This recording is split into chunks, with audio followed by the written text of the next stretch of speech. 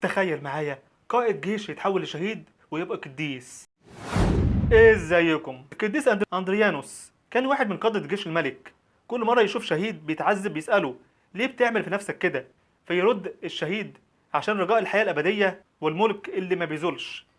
الكلام ده لمس قلبه، فوقف قدام الملك واعترف بإيمانه بالمسيح.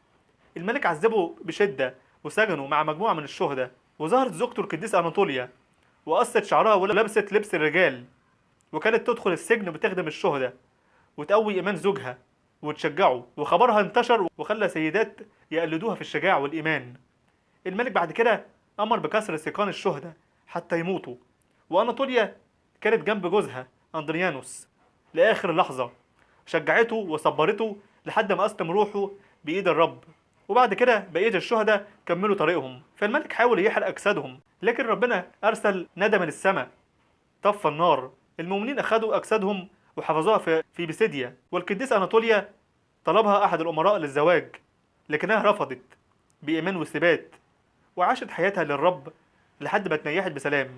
فالكنيسة القبطية بتحتفل بتذكار شهادة القديس أندريانوس يوم 3 نسيء. بركة صلاتهم فلتكن معنا جميعا.